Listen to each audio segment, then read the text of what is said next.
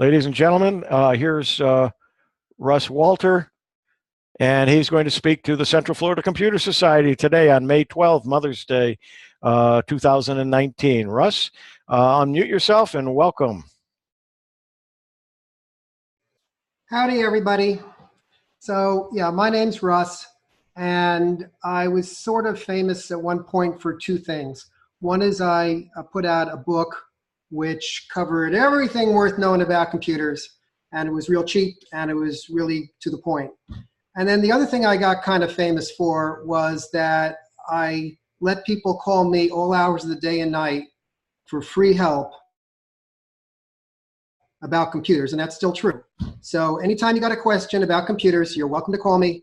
My phone number is, you call New Hampshire, which is 603, and then 666-6644. I'll repeat that later in the presentation in case you forget that. So people call all hours of the day and night about computer questions, and the book that I wrote was mainly about computers. It's called Secret Guide to Computers. It may look backwards to you depending on what you're seeing there. But it was called Secret Guide to Computers. Then I went through 33 editions of it. The later editions are called Secret Guide to Computers and Tricky Living. So it covers two things. One is about computers, and one's about tricky living. It used to be two separate books. Now it's combined into one huge book. It's 703 pages. And people that buy the book, a lot of people buy it because they figure like need to know something about computers, especially some people that sort of missed the computer revolution. So, what's this all about? Back in the old days when the computer revolution was just starting, people said, oh, wow, I can actually have a computer in my home. People didn't have any concept of that in those days. I remember way back in the 1950s, Kemeny, who invented the basic programming language and was head of Dartmouth College and a bunch of other things, he predicted that someday there might actually be, two computers in a home. Wow. One hiding under the stairs and one in your bedroom, maybe. People thought, oh, you got to be kidding. That wouldn't happen. And back in the if you go even further back, 1940s, there was novels called Time Tomorrow or something. And they predicted that in the future, people would be flying around in their little private planes and helicopters. And then to make a phone call, you can go to a phone booth. And there'd be phone booths in many different places. And you can actually make a phone call. Wow. May you have to put a toll in first. People had no idea that smartphones would come into existence and that such small computers would come into existence. There were things back there in the 1950s. Isaac Asimov wrote something about the feeling of, it's called The Feeling of Power, a little short story about how one guy could actually do some math in his head instead of having to use a calculator, and that maybe they can put him in a rocket and have him control the rocket instead of having to use up so much equipment. People had no idea what was going to go on. So, so it's been pretty amazing. There are two things I want to talk about today. One is practical stuff, like, the kind of questions I get asked a lot, like, what computer should I buy? Which software should I use? What do I do when my computer breaks down? Please, Russ, can you help me? My computer's going crazy, and I got to get my term paper written by tomorrow. I don't know what to do. Yeah, fine. Okay. All right. So sometimes all I can get them is sympathy, but very often I do have some practical comments about how to fix it. What I call myself 1/3 idiot, because 2/3 of the question, 2/3, 3/4 of the questions I get asked, I know the answer to. The ones I don't, at least I can point people in the right direction, where on the internet or where in your local stores or whatever, where to go to get help. So it's a good place to start. Since I do tricky living also, I get a lot of personal calls. One of the more interesting ones was many years ago, an eighth grade girl called up, wanted to know, there's this boy she was really attracted to. What can she do to attract him? So I gave her some suggestions that were, pretty reasonable. 6 months later, she calls me up, says she got the boyfriend. Now she wants to get rid of him. How can I get rid of him? Okay, fine. I get a lot of other computer questions all the time about all sorts of things. So I want to talk about a little bit about the history and how this industry is sort of screwed up, pardon my language, and then get into the practical things of what to do today to solve your problems. So a couple of comments about this industry. First of all, when things started out with Microsoft, first of all, today people think that Bill Gates, who's the head of Microsoft, is a really good guy because he runs all these nonprofits. Well, he runs a nonprofit that helps a lot of other nonprofits to help with malaria and help with this and help with education and so on and so forth. And even before he did that, people felt he was kind of a nice guy. He's kind of handsome and kind of friendly and all that stuff. But what people don't remember is that when he started, his first product was BASIC, which came on paper tape. It was a bunch of little punched holes, and if you put it into, feed the tape into your computer, it would know how to do the basic language, so it would understand words like print and input and if. And he went to a computer club meeting, because people had computers and they had little club meetings, a bunch of nerds. And he wanted to sell this for $200, and everybody thought he was a total asshole. You're going to charge money for software? This is something that we should all share for free.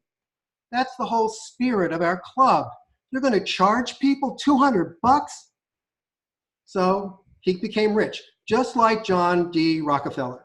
So John D. Rockefeller became a titan, got rich, and then later in life, donated a lot of money to this and that and so on and so forth.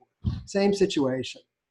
So I guess that's what you need to do to be considered a good guy these days, is be an asshole when you're young so you get rich, and then later, then you give it to everybody, and then everybody thinks you're a great guy. Okay, fine. In the beginning, everything was programming in BASIC. And it was really fun in those days about computers. I went around the country to many colleges and many other seminars all over the place giving these things. I was in the front page of the Wall Street Journal. You had a picture of me in my witch's costume. I'll tell you a story about why I'm wearing a witch's costume at some point. But in those days, it was something new and exciting, and that by using just words like print and input and if and go to and so on, you can make the computer imitate your personality. You can teach it to act just like you. That if you would say, have a nice day, you can make the computer say, have a nice day, to start a conversation. And you could have it ask, how are you?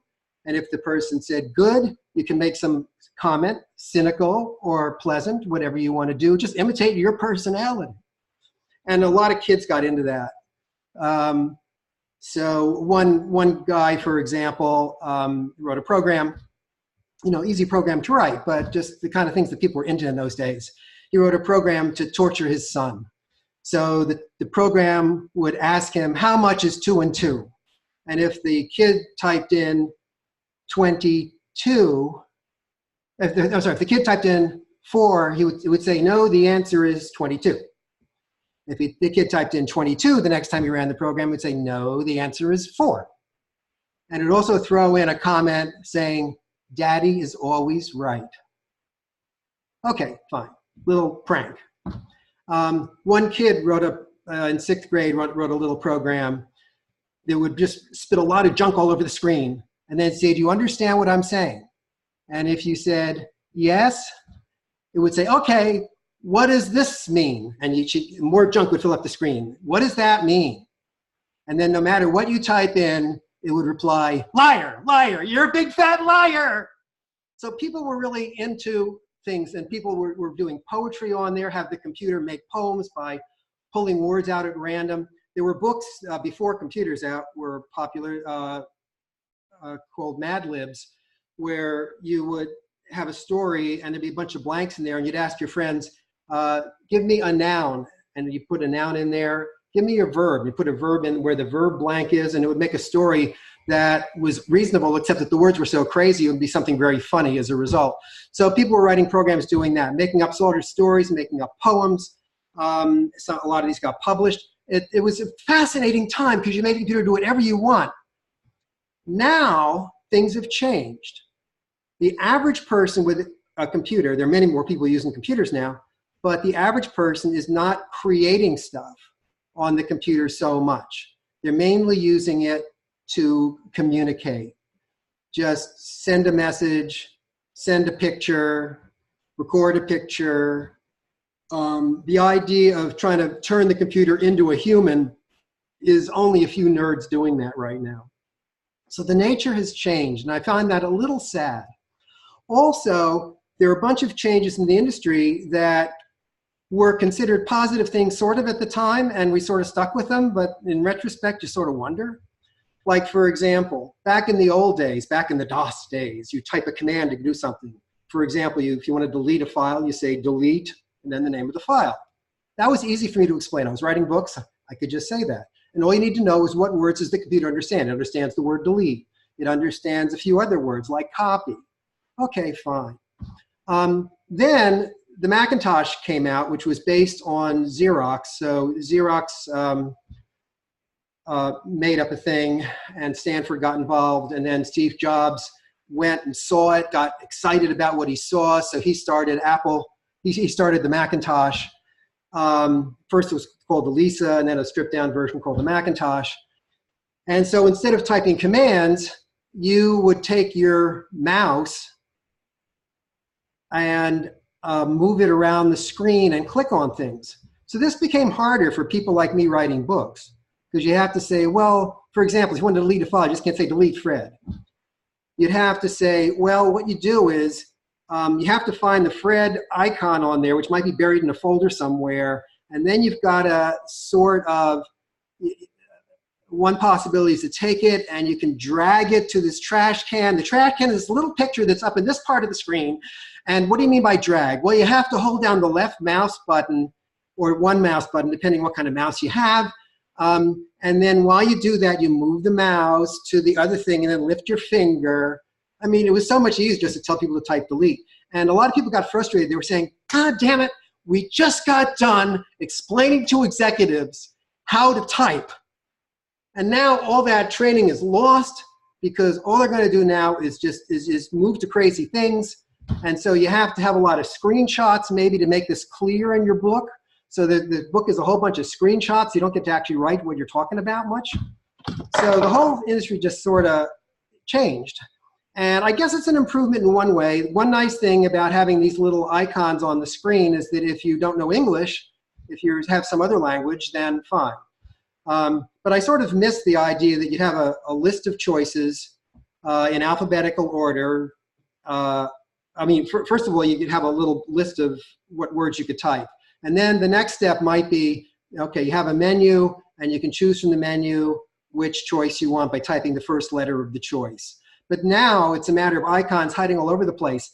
Excel has icons hiding in strange places if you want to split the screen or something. And just look at the presentation you just went through, and there's so many things going on. Computers can do so many things now that the things to brag about, you have to go say, and where is that? It's buried in some menu under a menu under a menu under this icon under that icon under that icon. But I guess that's progress. We can do so many more things, right? I don't know. All right. And then you get into the software. So Microsoft Word, I use it myself. Do I recommend it to people? Well, that gets a little complicated. Some people don't want to spend the money for it and want to use something cheaper. So you have a bunch of things that imitate an outdated version of Word. Okay, fine. And if you do want to buy Microsoft Word full version, well, there's some issues there. You can either just buy the disk, end of story, but then you don't get upgrades later, ha ha ha ha. Especially big upgrades. You might get a tiny upgrade if there's a bug or something. You might get a bug fix, but you're not going to get a major upgrade. Or you can buy a subscription. Subscription. How much does a subscription cost? Well, that's a long story. So that depends. If you buy it at the same time you buy the computer, you get 20 bucks off usually. Otherwise, you pay 20 bucks more. That's just for the first year. And then after future years, you don't get that break. And then you have to decide if you want the personal version or the full version. Actually, they have the same specs maybe or not. It depends on who you talk to. But even if they do have the same specs, the full version is good for 5 machines and costs only a few dollars more than the stripped down version. So, but if you're only going to use it on one computer, then get the cheaper version. Okay, fine. So then what happens? Microsoft wants you to have the subscription version because they want to keep getting money out of you every year, and then you get all your upgrades. So it gets to be a little bit of a confusing situation. Then there's also a student rate, which could be lower, a whole bunch of deals. Your computer may come with a free version of it, except that it expires after a month or 2. It's only a trial version, so then they keep yelling at you. So it gets a little complicated. I use it myself. I'm a writer. I really like to use my Word. It's the best of the bunch. But there. Now, Excel is an interesting situation. Excel is for spreadsheets, table of numbers, and that's included in Office. Fine. Same kind of deal as Word, bundled into the same price usually these days. But one peculiarity about Excel. It's used for doing math, usually, and printing tables, but it actually prints the wrong answer. And I'm not talking about round-off error or something like that. I just mean a plain wrong answer. And let me show you what I'm talking about. I'm going to write this problem on a sheet of paper, and you tell me what you think the answer to this should be. Here's the problem. Can you see that okay, everybody? Or is it backwards?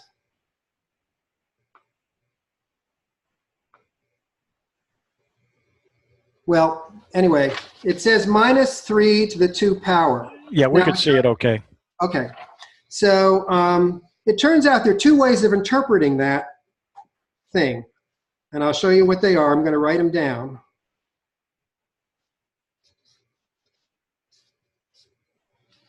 So here are 2 ways of interpreting that. It could mean that you're taking -3 and squaring it. Or it could mean that you're taking the negative of 3 squared. So what's the correct interpretation of that? Now, in elementary school, it used to be middle school, but now it's elementary school, they teach kids that if you don't have any parentheses, that you should do the exponent part first and then do the minusing of it. So, the elementary school would say that the bottom answer here is the correct one. That this thing here means the minus of 3 squared. So it's the minus of 9. So the answer is -9.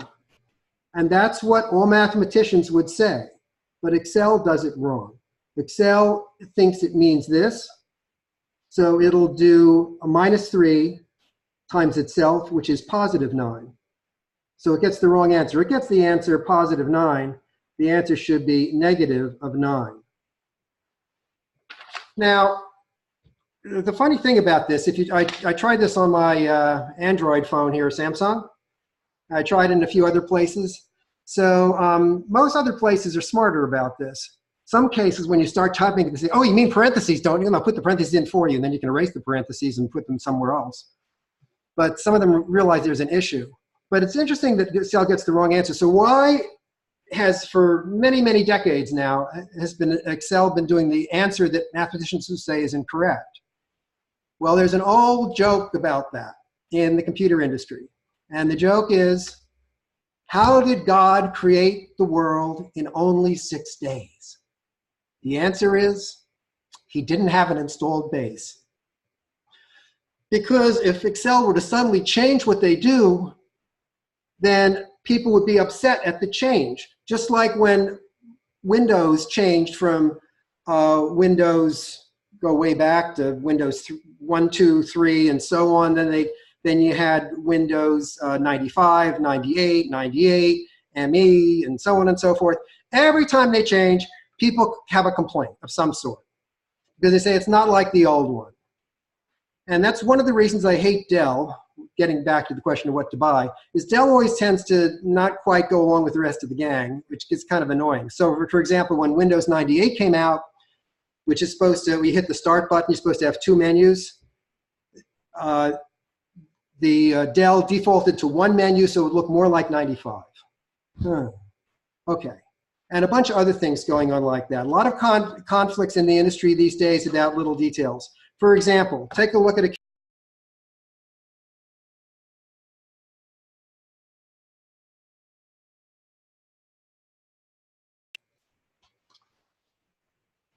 here's the keyboard. So on the top row, you have the F keys. So the question is, what happens if you hit one of the F keys? Well, in the old days, you would have to read in the manual about what that F key does, or look up in a help file or something. Later, they decided, gee, wouldn't it be kind of cool if some of the F keys automatically fooled around with going to the end of your music or putting it in sleep mode or something else. So they started saying, well, if you hold down the FN key with that, then you'll get that. But then some manufacturers change it and say, hey, that's so much more popular than what the old F key stood for, then let's not hit the FN key. So if you hit the F2 key, for example, it'll automatically go into sleep mode without your having to hold down the FN key. So it gets confusing because you walk up to something, you're not quite sure what it's going to do. There are some clues in the way that the keyboard is marked on those keys. But you have these little conflicts going on. And so Dell is one of those companies that does things differently than the majority does. And this happens with a bunch of other issues coming up. Speaking about old jokes about the computer industry, one of my favorites about repairs is the standard thing to do if a computer is not working, somebody calls me up, there may be some obvious thing, but if it's nothing obvious, I say, well, the first thing to try is turn the computer off, turn the computer back on, see if you get lucky. And I elaborate on that a little bit. When you turn it off, try to turn it off properly if you can by going through the menu. And then when you turn it back on, fine. If you're still having trouble, if it's involving hooking up to the internet or something, you might want to also try turning your modem or router off also and turn that back on. Maybe the problem is there. And there's a bunch of other things to say about that.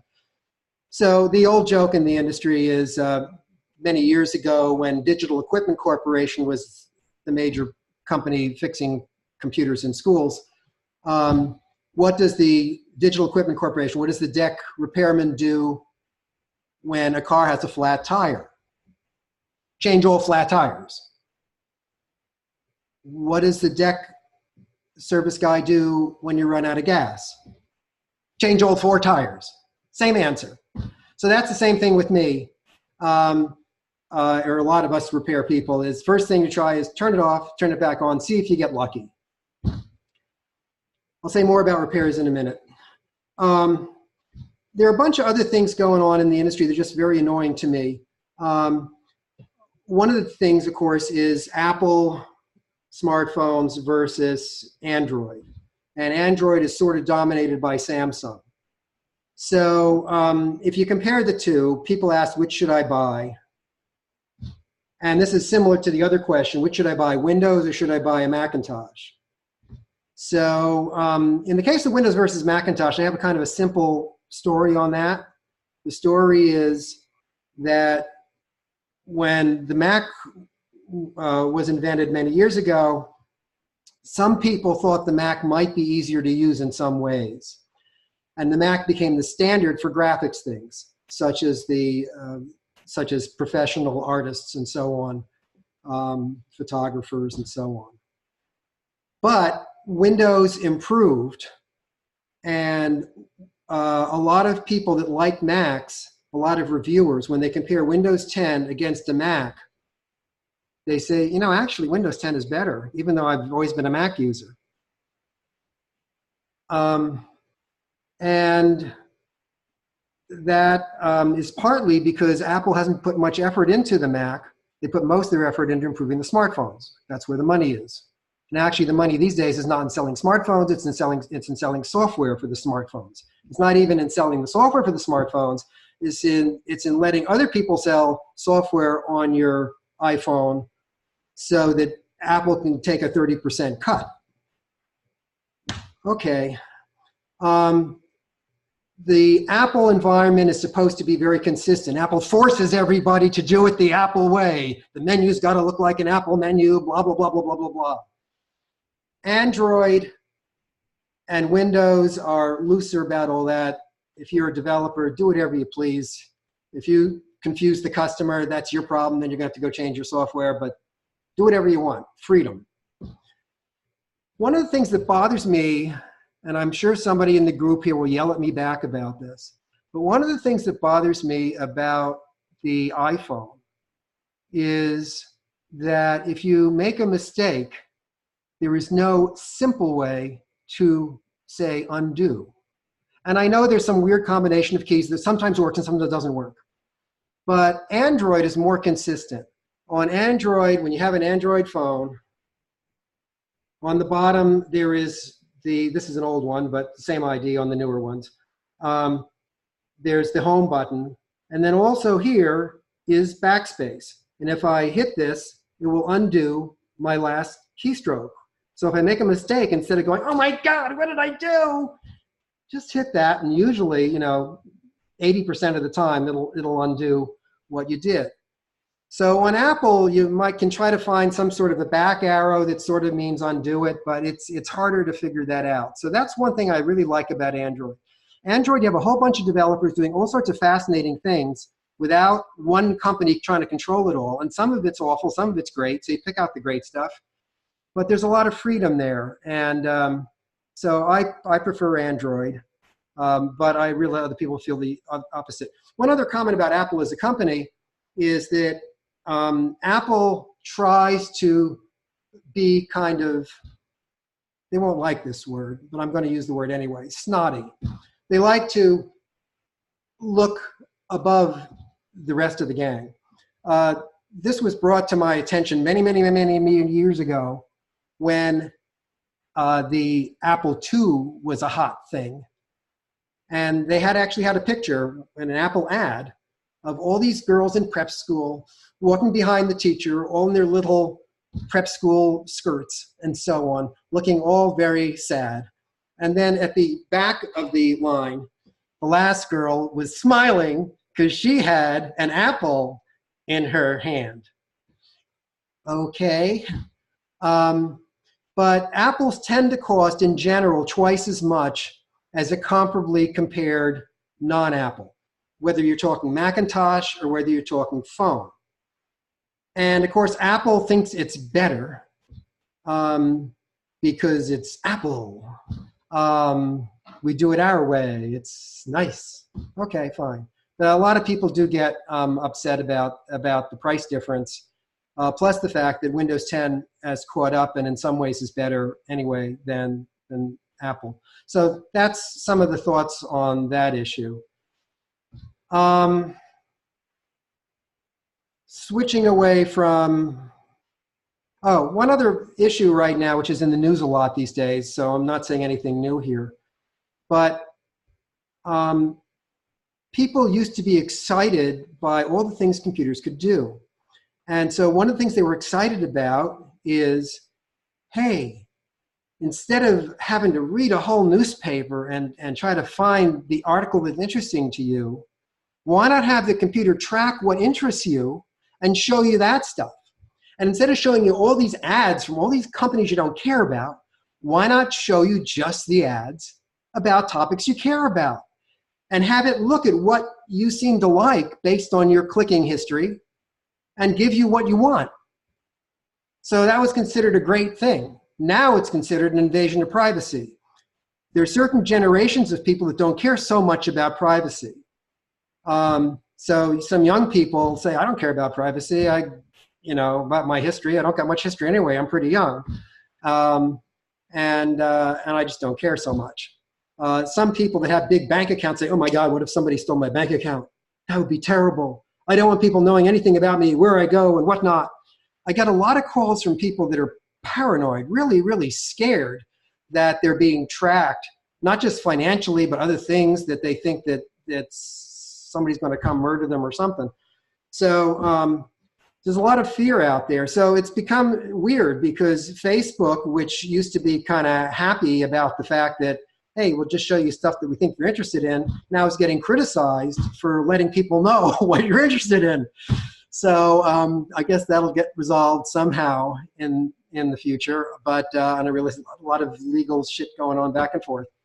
But it's interesting that issue has come up. Let me switch for a moment to practical stuff. So on the question of what computer to buy, I remind people that there's so many different choices. And there's all-in-ones. There's the whole idea of a desktop computer has become out of date. Instead of a desktop, it's cheaper these days to buy a laptop. Laptops used to be more expensive. Now they cost less. Desktops, if you're thinking about a desktop, then don't just get an ordinary desktop, an old-fashioned desktop with a tower and so on. Get one with a built-in screen where the electronics is hiding behind the screen.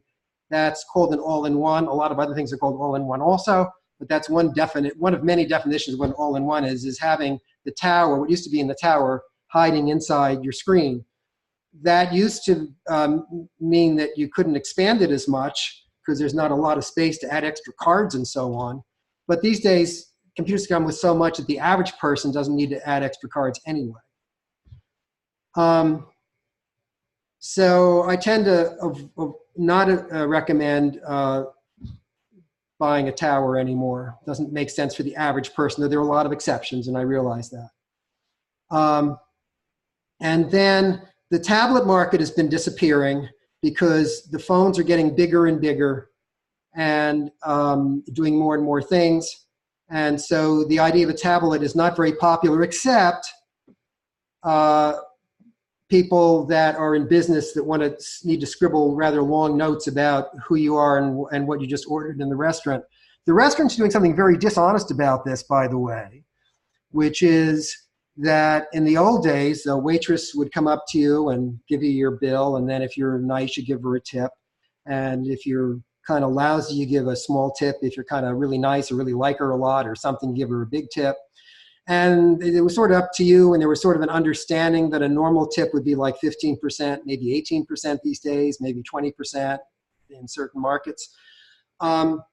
Nowadays, if you walk in to a restaurant, a lot of restaurants, Olive Garden I think is an example, but there are many, many other examples.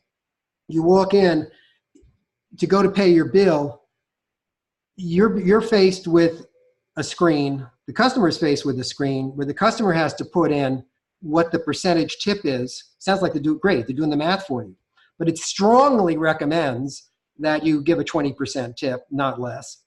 So you look like a jerk if you're going to give 18% or less.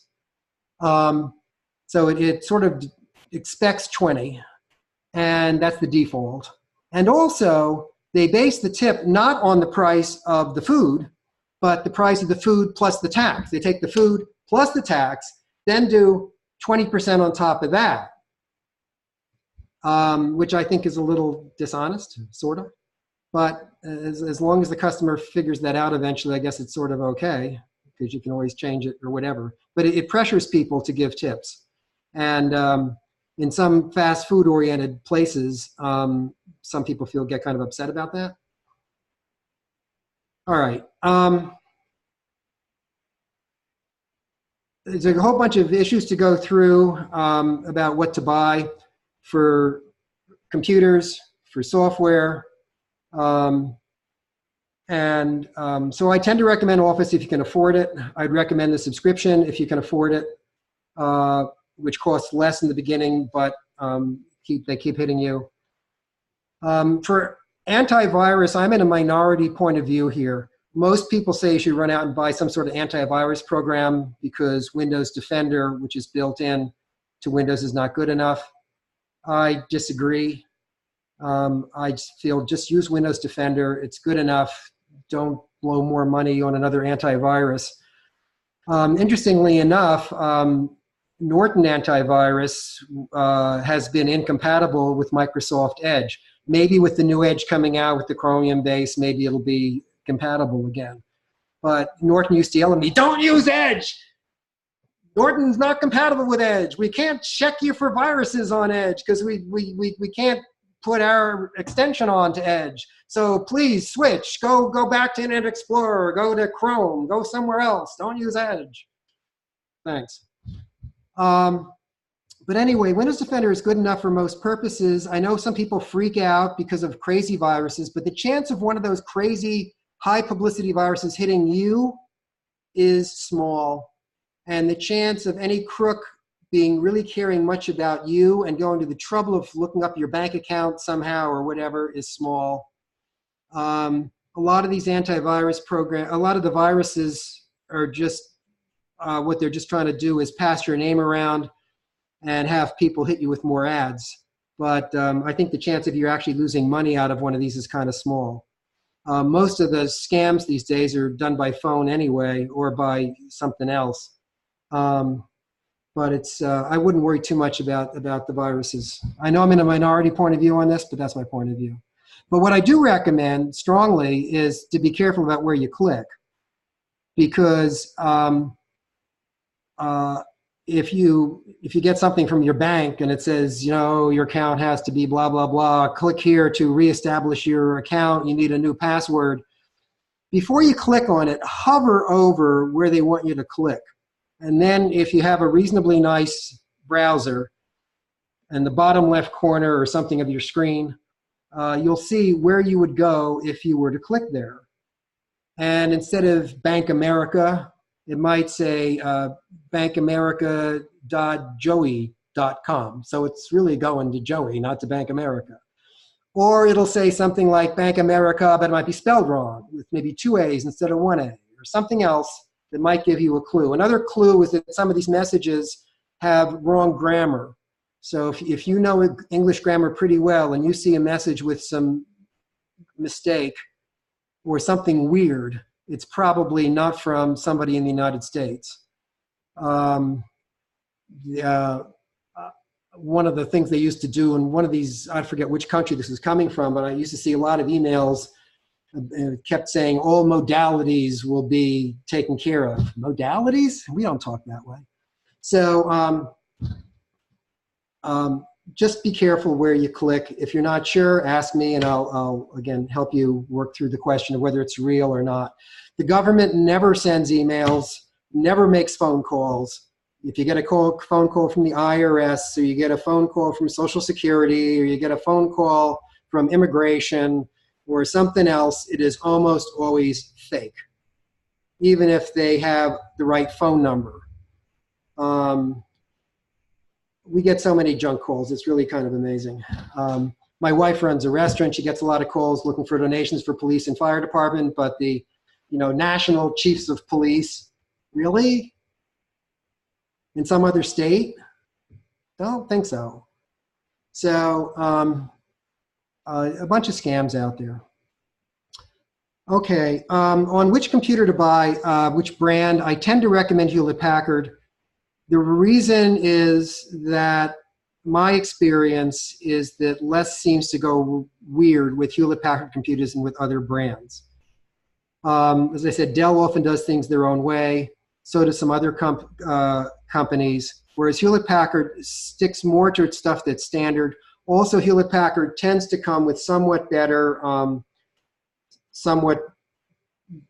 speakers and other things built in without charging you a whole lot. And also, Hewlett-Packard computers tend to cost less than most of the other brands do. I do tend to recommend, there's the issue of screen size. One of the weird things about screen size is you might say, hey, maybe if I can get a 17-inch laptop instead of a 15-inch, maybe that would be better. Well, maybe, but if you look at the specs, it turns out that the 17-inch laptop actually has no more dots on it than the 15-inch in some cases. So you're getting the same amount of information, it's just that the pixels are spread further apart, so it looks bigger. Of course, if you're going to use a touch screen, if you have a fat finger, that could be nice to have them a little further apart. But I've been disappointed to see the specs on the 17s are actually often the same as the specs on the 15 inches. 15 inches is sort of the standard. If you're buying a laptop, that's what I would suggest. Some people want to get ones with tinier screens so they can carry them around even more easily. but then you're kind of cramped, and usually the keyboard is also cramped to make that match the small width of the screen. So then it's kind of hard to type. So I tend to recommend the 15. That's the normal one. 15.6 actually is the standard diagonal width. There are a bunch of other issues. Where should you buy a computer? My opinion on that keeps changing. In the old days, I really liked Staples as a company, but boy, has that company really gone downhill in many, many ways. There used to be a nice stationery company to buy filing cabinets and paper and so on. And then they tried to sell computers, but they but then they started losing their interest in computers and started selling janitorial supplies like toilet paper and food for the company break room. And then lately, they've been getting even worse. They actually have high prices. They used to be a place you can get low prices. Now that Staples tends to have high prices, but then they offer a discount to say, hey, 30% off on paper. A case of paper, 30% off. That sounds great, except for the case of paper, they're charging $50, whereas Walmart is charging $28. So just go to Walmart. In the case of computers, the best place to browse at computers, generally speaking, is Best Buy because they have a lot of computers there. The staff is pretty knowledgeable, at least where I am. They're pretty knowledgeable and friendly and so on. Doesn't mean you necessarily have to make your final purchase there, but just to see what they look like, get your hands on, try some out, and they actually work. At Staples, very often, a lot of the computers don't work. One other issue is which to get a touchscreen or not. Touchscreen adds about $100 to the price of a typical laptop. So my opinion has changed on that because Windows keeps changing. Back in the old days, Windows 7, you didn't need a touchscreen. There wasn't much software that made use of the touchscreen. Windows 8 was done by Steve Ballmer, who was head of Microsoft at that point, unfortunately. And he thought that, gee, you ought to make Windows computers look as easy as smartphones. So smartphones are always touch, so we should have our computers have touch. You should have a touch screen. Okay, fine idea, maybe, but it was badly implemented. Windows 8 was badly done, and a lot of people found it very confusing. A whole lot of stories about that. I can go on and on about Windows 8.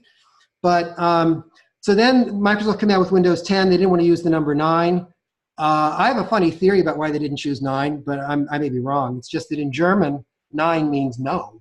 But anyway, they switched from 8 to 10, and partly to keep even with Apple, which was using the number 10. Don't want to be behind in your numbers. Okay, so they came out with Windows 10. They tried to take the best of 8 and the best of 7 and combine them into Windows 10. And in general, that was sort of pretty successful. Now with Windows 8, you really needed a touch screen. It was really extremely awkward keystrokes substitutes for things. Windows 7, you don't need a touch screen. Windows 10, I have mixed feelings about because there's certain things I really like about the touch screen. The thing I really like is if I want something bigger, I just go take my fingers and go whoop, separate them out. And if I want to make things go smaller so I can see more things around them, I can just pinch. So zoom in, pinch to go out. And that's so nice. Sure, you can, there's a workaround. You can use the wheel on the mouse while holding down the control key or other crazy things. But it's so nice to have that. But I have to confess, it's only a very small percentage of my time that I actually use that feature. In Microsoft Word, for example, the touchscreen doesn't do me much good because the letters are so close together, I can't get my finger in between them very easily. I mean, I can if I try real hard, but it's so much easier with the mouse just to put the mouse pointer there. So I have to admit that you can argue both ways on whether you should spend the extra $100 for the touchscreen, because I use it very rarely, but when I do use it, it is so much more convenient than the workarounds. So it really depends on how you use your computer. Those are the main thoughts I have, and I think at this point I'll take it open for questions or comments or objections. And And again, I guess I'm supposed to plug my book or something, but there are a bunch of books sitting there for those of you who are in attendance. But the book, this is the real cover, and the newest edition has 3 hearts on there. It's a 33rd edition, and it has my phone number on the book for free help. But even if you don't have the book, just call me anytime. And again, I'll write the number down for you. Free help anytime, unless I'm in the middle of a meeting. So I do have a meeting, unfortunately, this evening, but go ahead and call anyway. Worst comes to worst, I'll call you back. So I'll write the number down here for you to see it.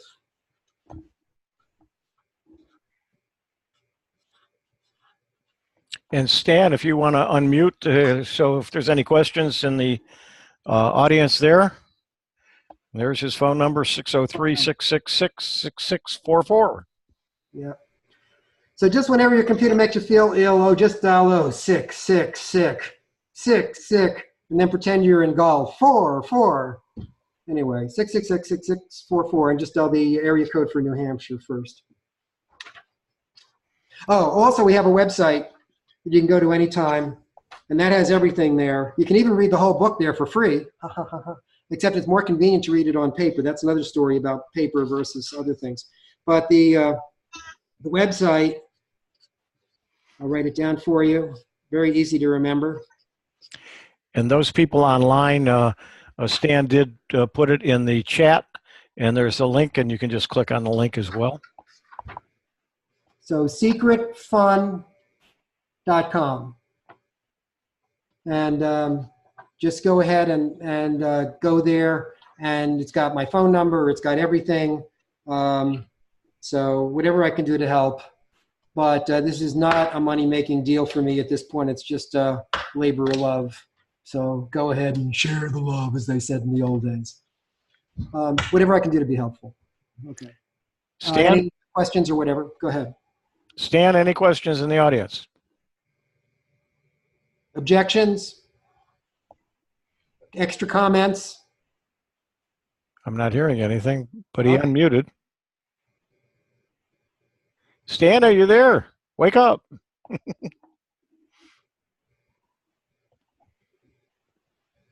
Oh, well. They're there because he unmuted, so he's still... Okay. I'm not sure what happened, but anyway, thank you very much, Russ. That brought back a lot of interesting memories, and a lot of things that I knew but had not thought about in many years. Right. We've had interesting... Can you hear us now? Okay, now we're hearing you, Stan.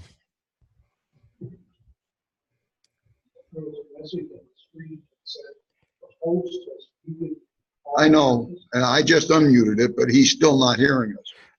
Stan, I'm hearing you, but I didn't hear somebody in the background. Yeah. Stan? Tour through the yesteryear of computing. Well, yeah, one of the comments was a good tour of the yesteryear. Current stuff, I would disagree. I have comments about some of it. He recommends a laptop or even an all-in-one opposed to a desktop.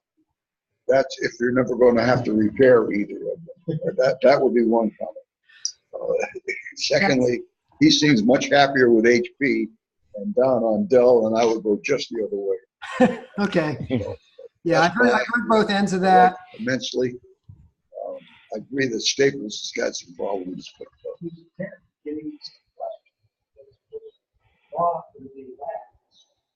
yeah. I do have one comment about laptops. If you have a laptop that's not working, consider taking the battery Absolutely. down for a few minutes. I would suggest that if money is really a problem, a used refurb from either Refresh or Patrick, they both do a great job of coming up with either Windows 10 at Refresh or Windows 7. I just supplied an older patient, a client, and her daughter one Windows 10. It was a desktop and a laptop with Windows 7 and like a half replacer with that. And they're completely refreshed, with brand new installations, and they're both happy. So that can be. Okay. I'm not sure. I'm having a little trouble hearing, but I'll do the Huey, best. are you there? Yeah, we're hearing you, but you're not speaking. If there's anything, somebody in the background's talking, we're not hearing that, Sure. and you're kind of cutting in and out. Stan, are you there? Sound is at full. Stan, go ahead. I'm hearing you. You just said something. Well, we're having an issue there. One of the CFCS members that's online mentioned I've had more problems with HPs than Dell. Then they also said 17-inch laptop has a 10-key keyboard. And I think what he means is a numeric keyboard. So the larger laptops do have a numeric keyboard. Hang on a second. Stan, are you there? I do want to point out that I have an HP here that's a 15-inch laptop, and that has a numeric keyboard. So the better designed 15-inch laptops do have numeric keyboards built in. I think it's just the very old ones that did not. Okay, that's interesting. Okay. Stan, any other questions from the audience there?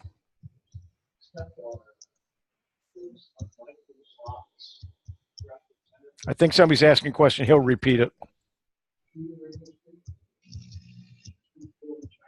Oh my. Stan, you're going to have to repeat whatever's being said.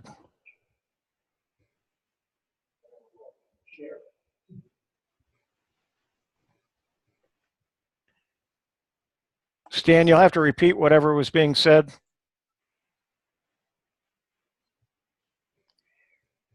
Hello, Huey. Yes, I'm here. You'll have to repeat whatever was being said. We couldn't hear what somebody was saying in the background. Yeah, I just sent Huey a note for that. Okay, he's hearing, Dick's hearing me. Okay, CFCS has lost all sound, possibly due to unstable internet connection. You can either be a Volkswagen website. You can either find out all of the measurements tools Google is using to measure the quality and helpfulness of that page and try to beat each one of those tests. There are over 200 ranking factors that Google uses. Or option number two, you try to just create an incredibly helpful page, and then the tests are going to come easily. But that it can be frustrating to hear because you say, yeah, I'm trying to make helpful pages. They're not making. You're asking how to move from page forward. Stan, we're not hearing whoever's talking. Can you repeat what they were saying?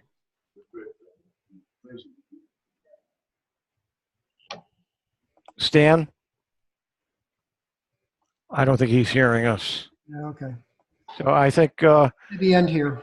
Yeah, I think we made it this far and it went well. Dick, who's online, can't hear Stan any better either.